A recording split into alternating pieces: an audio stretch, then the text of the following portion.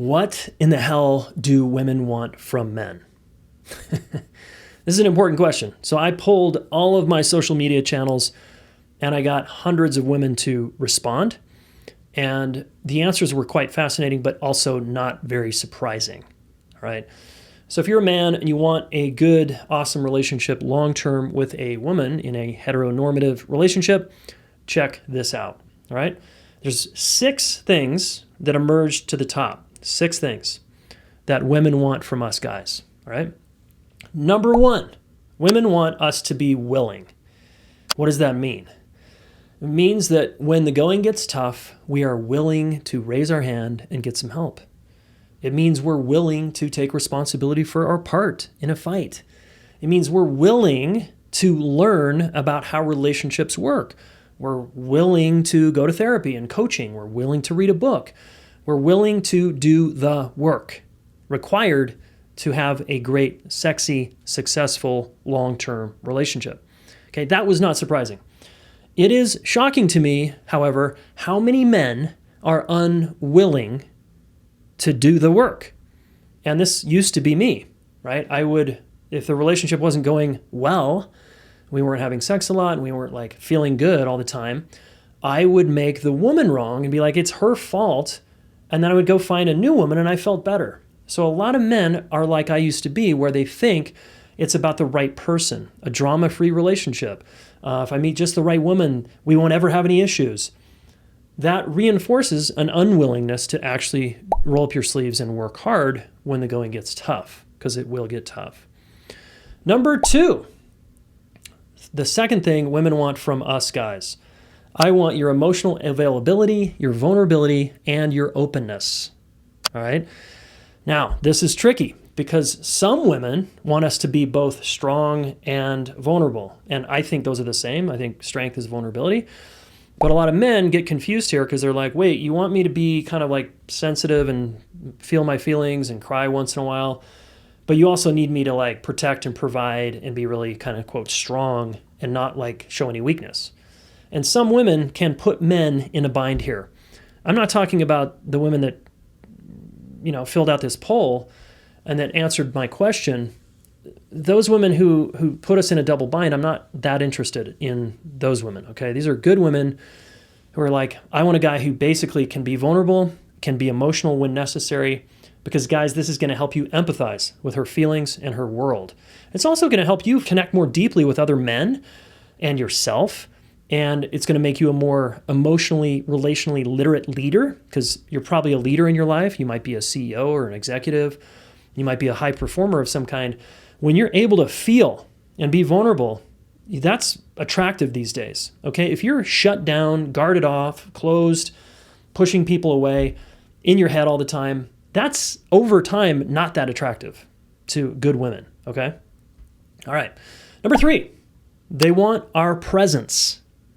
Yeah, and this is an elusive one because guys might think they're being present. And it's like, well, if you're ever with a woman and she says, I don't feel you, I don't feel like you're here with me, you seem distracted and you're like always looking at your phone, chances are you're probably not that present. And you might be stressed about money or work, the economy, or about your relationship. And when we men get stressed, like any of us, we go into our head to try to problem solve and figure out life, to figure out how do I fix this problem. That's fine. But in a relationship, if you're chronically in your head trying to figure everything out, that's kind of says you're fearful, you're not that embodied, you're not that present. Particularly in the bedroom, this is essential. And when there's an intimate moment, she's sharing about her vulnerable life, she wants you to set the fucking phone down and be there and really show up for her. And your ability to do this is the ROI is huge in terms of when you have 5-10 years down the road, you're still in the same relationship, your presence is everything. And if you have kids, man, your presence with those kids, you're not always on your phone, freaked out and stressed out about work and money. You actually get down on your knees and you're present with your children.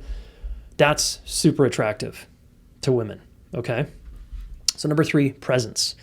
Number 4, I want your honesty, all right? I think this is straightforward in secure, strong relationships. However, a lot of people find themselves in relationships where trust is broken, there's been an affair, or one of us is kind of insecure because we have some past relational trauma in either the last relationship we're in or our childhood, and we feel kind of on edge. And that can be the man or the woman, both partners. It can be like, is this safe here? Can I be myself here? And look, we all probably have little mini secrets in our mind. We're not talking about revealing everything that's going on in your mind, but generally, you're an honest human being. You can tell the truth about, hey, I have a resentment toward you. Hey, I slept with this many partners in the past. I've sealed all those exits. You're my committed person now. I will not let you down, and I will follow through on my word. That's integrity, right? They want your honesty. Can you be really, really, really honest? All right. So that if you get a text from an ex, or you were surfing porn recently, you can be honest about it. And yeah, it might negatively impact the relationship, but I think women in general, probably most people, want someone who's honest versus hiding. All right. So do your very best to be an honest, transparent human being. And I think your relationship life is going to be super awesome. Okay, number 5, she wants to feel safe with you. What does that mean? It means that you can hold her in her darkest moments, in her most vulnerable moments. You can physically hold her, or I'm more talking about energetically, spiritually, psychologically, hold her through her difficulties in life like you've got her. The message you convey is, I've got you, I've got your back, and I've got you. You can fall apart in my arms, and I've got you. You can be a mess, you can be insecure, you can have anything challenging come up, and I am holding you. That has a woman feel super safe. But you got to mean it, and you got to learn how to do that. A lot of guys say the words, but they actually don't legitimately follow through. For example, she starts getting emotional about something and crying or getting really triggered by you, and then you kind of do one of these stonewalling moves. I don't want to deal with that. You're too emotional, right? You don't want her shutting down her experience and her feelings and her expression. That says she doesn't feel safe with you. So if she has to shut any part of her down in a relationship with you, that means she probably doesn't feel safe. Now, I'm not talking about egregious, shitty behavior on her part, like screaming and yelling at you. That's not okay. I'm not talking about that. I'm talking about just general upset, emotion, frustration, being annoyed with you. You should be able to handle that, all right? And she should feel safe enough with you to express herself. And number 6, last but not least, I want you to be self-aware. I want you to be self-aware. So here's an example of a guy who is not self-aware.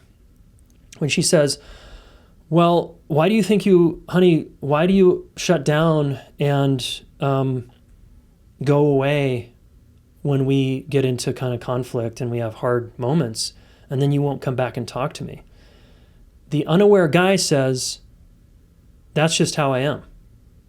You should not be so emotional about it. That's just how I am. Ouch. The self-aware guy says, I'm not sure. I wonder if there's a connection to my childhood and my attachment style. I wonder if I can do some things that would help you out and help us out. Maybe I should go see my coach or my therapist and work on that so that you feel safe again and you trust me like I'm handling my shit over here. Okay, guys who claim they're handling their shit but don't, are posturing over it with words and no action, that you lose trust. Your woman loses trust in you when you act like that, right? So self-awareness actually is extremely sexy. It's very attractive these days.